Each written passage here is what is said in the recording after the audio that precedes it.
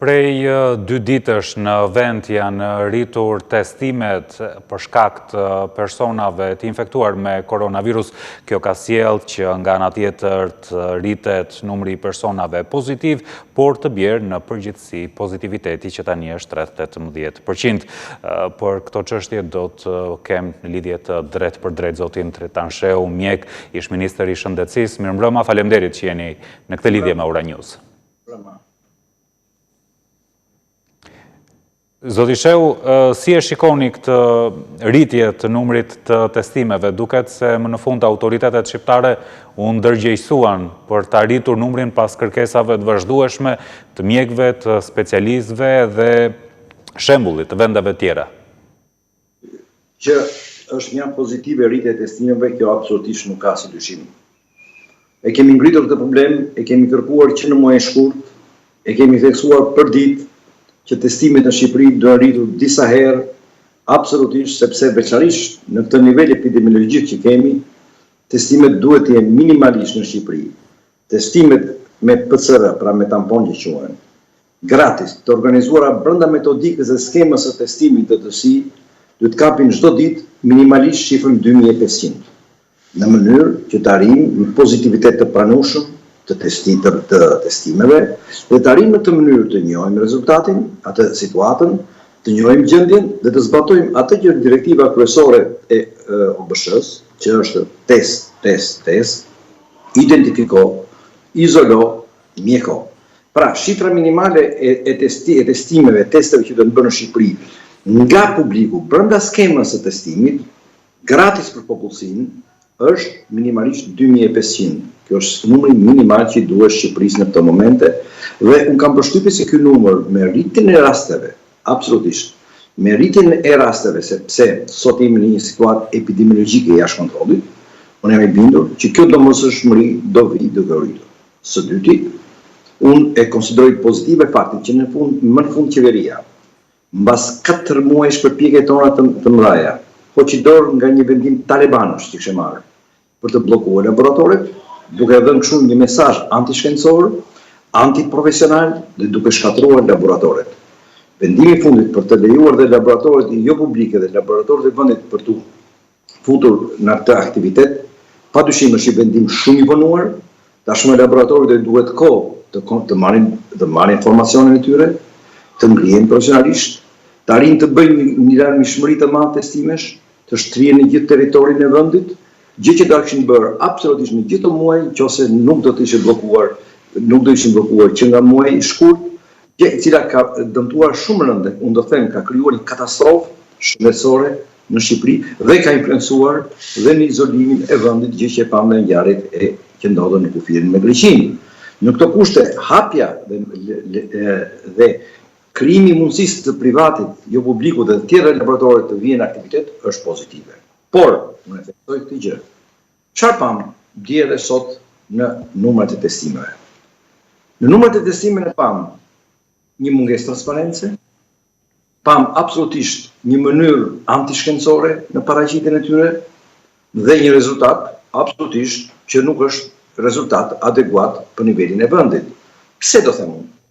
Të përzihesh dhe të vendosësh së bashku. Testimet gratis që bën publiku, me testimet që bën privati, jo për arsye shëndetësore, por si që ka theksuar qeveria, për arsye administrative dhe jo të futura në skemën e testimit të tërësi, për të zbatojnë rregullat e testimit të tërësi, ti bashkosh bashkë të Shqipra, do thotë të sigurt bashkosh bashkë domatën dhe kastravecin, përfundimi padyshim është sallata. Pra, unë theksoj dhe e them gjë. Është momenti që ne të shfrytëzojmë privatën. Privati, jo publiku, të gjitha laboratorët e Shqipërisë, vendet tjera kanë shfrytëzojnë edhe laboratorët veterinare, edhe çdo gjë tjetër, të futen në skemën e testimit përgjithshëm, duke subvencionuar nga shteti, duke bërë gratis testimin për popullsinë, për atë që do jenë pjesë e skemës së testimit përgjithshëm. Që është, kush është? Është testimi i atyre që paraqesin simptoma, që është testimi i personave të kontaktit, që është testimi i atyre që shërohen, që është duper apo 3 për testim për personat që paraqesin simptoma apo për kontaktet e afërm kur testimet e para dalin negativ, që është testimi i personelit shkencor, i institucioneve shkencore për të pasuar ato, që është dhe testimi i zonave të ndryshme të vendit për të identifikuar dhe për të parë si është gjendja epidemiologjike në to. Gjë që kërkon, unë e theksoj qartësisht, minimalisht 2500 testime PCR në ditë në Shqipëri. Dhe testimet do të jenë gratis brenda skemës.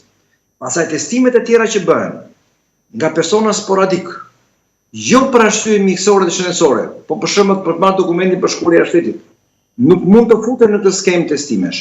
Ato janë në vete, nga ato mund të arrijnë ca konkluzione, por arrijnë të analizuar si grupa vete. Jo ku duhet bashkuar të dy grupet bashkë, ndryshe është e thash përpara, është të bashkosh kastravecin me domaten, pra dhe të bësh sallatë. Zoti Shehu, duat ju sjell në vëmendje një shembull nga vendet e rajonit, për shembull në Maqedoninë Veriore në 24 orë janë kryer 1902 testime dhe janë konfirmuar pozitiv 108 raste të reja. Duket se një vend me një popullsi më të vogël se Shqipëria, por që realizon testime shumë më shumë se Shqipëria. Nëse Shqipëria raporton diku te 890-932 raste teste një ditë më parë, në Maqedoninë e Veriut janë mbi 1900. Shqipëria raporton rreth 500-550 raste, se këto janë rastet e testimit që bëhen gratis brenda skemës të testimit popullsisë. 300 raste të tjera janë ato që bëhen pa indikacione mjekësore, ashtu si ka thënë dhe qeveria, për arsye administrative, pra nuk mundet të plotësojnë tablon e epidemiologjike të vendit. Nëse neve do futen dhe ato në skemë, do të kërkoj këtë gjë, që dhe laboratoret jo publike të subvencionohen, të bëjnë gratis testimet, gratis, se të jenë gratis për arsye mjekësore, dhe të futen në skemë për të shkuar ashtu drejt asaj që tham, 2500 testime gratis në ditë, në skemën dhe metodikën e testimit të popullsisë. Maqedonia ka 1900-2000, ne është 2 milion banor, ne absolutisht na bie që të kemi minimalisht 2500. Po llogaritën nëse kam bërë nëpërmjet shifrat të Maqedonisë, llogaritë bëhet kryesisht në bazë të pozitivitetit të testimit. Se ne testimet e vërteta i kemi një pozitivitet 22 deri 24%. Testim i popullsisë quhet ahere, ku pozitiviteti nuk kalon 5%. Në Itali, testimi jep një pozitivitet 2 deri në 4%. Po kështu dhe në Greqi, po kështu dhe në të tjera, se ndryshe pastaj nuk është testim i popullsisë dhe nuk të krijon qartësisht tablon epidemiologjike dhe as ndihmon të gjesh personat, as ndihmon të mjekosh, por të fut në një rrugë qorre, absolutisht siç futet në Shqipëri edhe sot, dhe siç është gjendja epidemiologjike e Shqipërisë sot, që është jashtë kontrollit, që është një situatë jashtëzakonisht të vështirë, dhe nëse do vazhdojmë kështu, në muaj që vjen, javën po ja u them, unë dyshoj që do shkojmë drejt një katastrofe. Më mirë vonë se kur në lidhje me rritjen e numrit të testimeve, megjithatë, zoti Shehu, ku gabuar në fillim me strategjinë e testimit, përqendrimi vetëm tek laboratori Institutit të Shëndetit Publik dhe jo shpërndarja e testimeve në laboratore të ndryshme, në pjesë të ndryshme të vendit, përqendrimi i gjithë të smurve në Tiranë? Unë do them se nuk është u gabua, u bën faje. Faje të rënda, të cilat u paguan shumë rënd, dhe po paguan shumë rënd, dhe do paguan shumë rënd në shëndetin e njerëzve, në gjendjen sociale të vendit, në izolimin e Shqipërisë, në shkatrimin ekonomik të vendit. Që në fillim fare kemi theksuar, numri i testimeve është shumë i vogël. Kur OBSH-ja dha sinjalin, test, identifiko, izolo, mjeko, ne absolutisht u shkputëm nga kjo skemë e OBSH-s dhe thamë që nuk na pëlqen. Pra, që në fillim testimet ishin shumë të vogla. Ja thamë qartësisht, aktivizoni të gjitha kapacitetet laboratorike të vendit. Kapacitetet edhe laboratorëve veterinar, subvencionojni, vini në funksion të skemës testimit të përgjithshëm popullsisë, gratis për popullsinë, duke arritur në të mënyrë të kuptonin ç'po bëhet. Nuk u bë kjo gjë. Po për muaj të tërë, unë e theksova edhe pak përpara, në mënyrë krejt absurde, antishkencore, e kam thënë qartësisht, në mënyrë si talibanët, goditën laboratorit, goditën shkencën, profesionalizmin, dhe i bllokuan ata. Tash që liruan, tani kërkojnë të fusin numrat e tyre artificialisht në numrin e testimit përgjithshëm. Kur ata nuk janë në skemën e testimit përgjithshëm, por i kanë lënë vetëm si një shtojc për nevoja administrative, dhe ata që shkojnë që bëjnë me paratje, nuk janë se shkojnë kryesisht për arsye mjekësore, por janë raste sporadike dhe nuk futen në skemën që duhet të futen në tërësi. Pra, në këtë mënyrë unë mendoj se jemi në një situatë përsëri të rëmundshme. Pra, mungesa testime, mungesa metodikës testime, ajo kurpi, kujtohet ajo kurpi që doli në Shqipëri ato muaj, njerë hipte këtu, pas e zbrisë 10 herë. Në formën e sharës, po, patjetër. Me herë, nuk ndodh, nuk mund tjetë një kurbe, kurbe lëviz me 15%, 20%, ja 25%, po s'mund të lëvizi me 10 herë banesë heterore, tregon që diçka e madhe nuk funksionon. Ose një qelës e lëvizte poshtë tavolinës të kurb, që shbëndodhe sot si shtupen punën. Pra, e dyta, ishte problemi madh, ai që është dhe sot një problemi madh shumë, mos aktivizimi mjekut familjes. Mjeku familjes kolona e sistemit shkencor, veçanërisht në rast epidemisë. Përsëri mjeku familjes është jashtë loje. Pse? Që është i pa instruktuar, është i pa mbrojtur, i pa pajisur. Vazhdon të jetë sot ligjendje. Institucionet shkencore sot janë më keq se ç'kanë qenë në mars në shkollë, se sot janë të kontaminuara. Sot personeli shkencor është i kontaminuar në një pjesë. Sot të smurtë shtojnë nuk kontrollohen, nuk testohen përpara se të shtrohen. Nuk është bërë një testim horizontal i gjithë institucioneve shkencore, parsore edhe spitalore për të pastruar nga infeksionet. Prandaj ndodhi që ndodhi ndushje para pak ditësh që u mbyll spitali ginekologjik se doli i kontaminuar si pasojë absolutisht e mosmarrjes së masave. Mungojnë masat mbrojtëse për personin shkencor. Mungojnë masat mbrojtëse për qytetarët. Sot po dëgjoja në Greqi. Greqia vendos përdorin e maskave e jo vetëm në ambientet e mbyllura, por dhe në ambientet e hapura publike ku ka dënsi njerëzish. Por ama masat i siguron shteti. Qoftë gratis për pjesë të popullsisë, qoftë me çmime subvencionuara. Dhe maska nuk janë maska të thuhet do japi maska jo mjekësore. Ç'kuptojmë me këtë një cokletër? Maska është një maskë e cila ka tipin e saj, e cila dhe përdoret për grupe profesionale të ndryshme, për qytetarë sipas moshave, sipas problemeve që kanë. Pra, në këtë mënyrë dhe shteti garant. Dhe nga ana tjetër unë them çka tjetër që kam përsëritur dhe po them prapë. Ç'po bëhet, ka arkohat mendohet absolutisht ç'do bëhet me vaksinat. Së pari me vaksinën për gripin e zakonshëm, u tha që janë kontraktuar, unë pyes ata që thanë që janë kontraktuar, sa doza janë kontraktuar, sa doza vaksinash janë kontraktuar, absolut. Vaksinat duhet kontraktohen së paku për 70-80% popullsisë. E keni fjalën për vaksinën e gripit të zakonshëm. Vaksinën e gripit zakonshëm, e cila siç duket, këtë vit do dalim në treg më herët dhe besoj që do jetë rreth fillimit shtatorit operative në treg. OBSH-ja thot maksimumi deri në tetor duhet të jetë kryer vaksinimi. Për gripin e zakonshëm. Për gripin e zakonshëm, po. Jo detyrë e qeverisë. Në këtë situatë emergjente që kemi, duhet realizoj gratis për popullsinë ose me çmime subvencionuara, duke siguruar që spaku 80% e popullsisë të vaksinohet. Së dyti, e dëgjuat Greqin, dje kontraktoi rreth 3 milionë gjys 4 milion doza vaksinash për Covidin me shoqërinë italiane. Bashkimi Evropian. Kjo ndodh në kuadër të Bashkimit Evropian, Greqia është një vend i Bashkimit Evropian, Shqipëria siç duket duhet kontaktojë me Bashkimin Evropian për të siguruar një marrëveshje të tillë për furnizimin me vaksinën anti-Covid. Greqia kontraktoi direkt. Italia ka kontraktuar direkt dhe në Bashkimin Evropian. Ka dy mënyra. Qeveria jonë duhet kontraktojë qoftë me prodhuesin direkt, qoftë nëpërmjet një vendeve të Bashkimit Evropian. Në përmjet e Italisë do ishte shumë e favorshme. Sepse Italia kontraktoi 40 milion doza, dhe na duhen rreth 2 milionë gjys doza, 2 milionë gjysmë. Duke preshtuar streset e popullsisë që nuk ka nevojë të vaksinohen. Pra, unë mendoj se kjo është një urgjencë tjetër që po bëhet dhe unë nuk shoh asnjë përgatitje, asnjë mendim, sepse nëse qeveria jonë mendon dhe gjykon, siç po bën edhe për vaksinën e gripit zakonshëm, që thotë që fshihet mbas Organizatës Botërore të Shëndetësisë, apo mbas struktura të tjera të tilla, ta dini që rradha do të shumë e gjatë, e do na vi shumë vonë.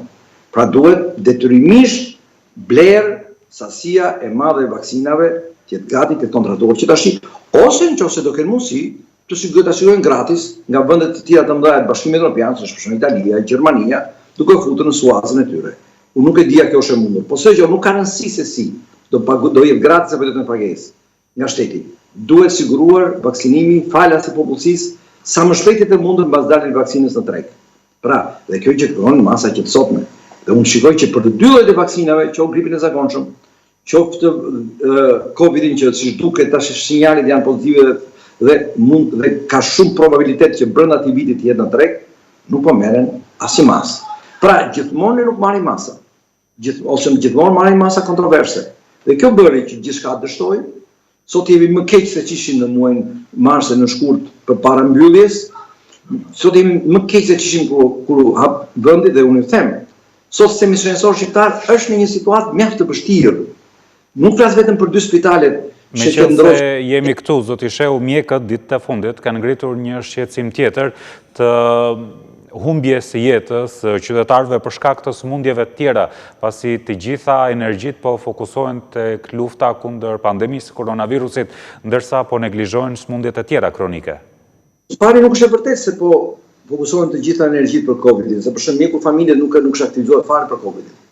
Këtu po luftojnë një pjesë e sistemit të urgjencës, që nuk mjafton dhe duhet mjeku familjes, absolutisht që të jetë ai në linjë të parë në kujdesin parsorë, spitali Shefqet Ndroqi dhe klinika infektive, të cilët unë realisht i bëj homazh atyre mjekëve dhe personelit që punojnë atje në përgjigje të vështira, një presion të madh psikologjik, realisht në ndonjë trysni të madhe psikologjike, me ato mjete shumë minimale që kanë dhe me ato kushte strukturale shumë larg standardeve që kanë, që po luftojnë për shpëtuar jetë njerëzish. Absolutisht. Jam gjithmonë për të përgëzuar dhe për të admiruar ata njerëz, ata mjekë dhe ai personi që po punon atje, po nuk mjafton. Pesa tjetër sistemi shkencor spitalor i bekuar është jashtë loje fare. Është jashtë loje për Covidin, kur duhet të jetë aktivist për Covidin, një pjesa e madhe e dërmuese e sistemit spitalor shqiptar duke fituar nga QSUT-ja, dhe qendra dhe klinika kryesore në përrethë, ndyshe po asfiksohet infektivi edhe Shefqet Ndroqi, dhe së dyti duhet të jetë një pjesë tjetër mendohet ku do shkojnë sëmundjet e tjera. Këtu kemi një mundësi tjetër që mund ta shfrytëzonim.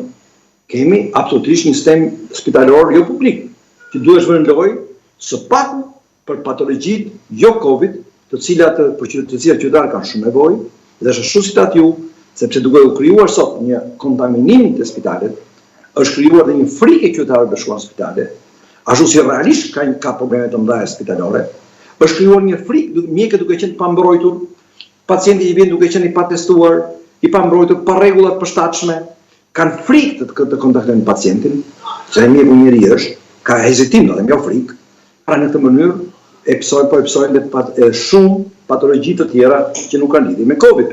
Dhe kjo kërkon padyshim masa të menjëhershme, një ndërthurje të publikut dhe jo publikut, një pjesë për Covid, një pjesë për jo Covid, sepse muajt që vinë, unë gjykoj dhe mendoj që janë shumë të vështirë. Duhet mendojmë që sot për to. Nuk menduam në janarën shkurt dhe jemi sot në të situatë katastrofale që jemi sot.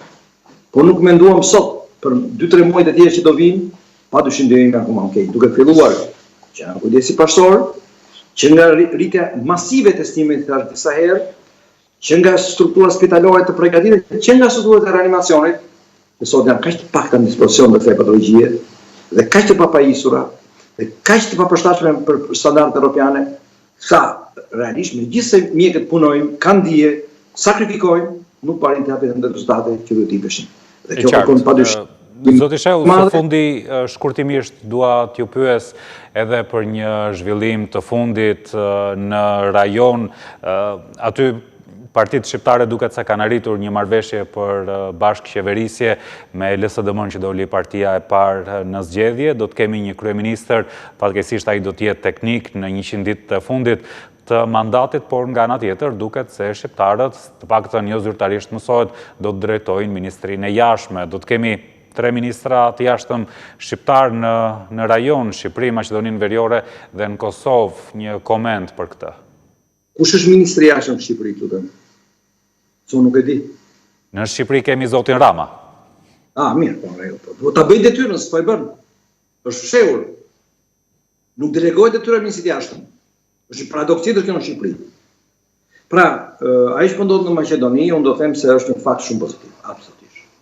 Tregon një pikuri politike të atij vendi, të klasës politike, të forcave politike, tregon një rritje të madhe të rolit të faktorit shqiptar, tregon që pikat kryesore të marrëveshjes së Ohrit janë përmbushur apo janë në përmbushje sipër, duke dhënë atij vendi një pamje të vërtet plurietnike, një vendi demokratik, antare tashmë të NATO-s, dhe që shpreson së bashku me ne dhe me rajonin të jetë nesër anëtare Bashkimit Evropian.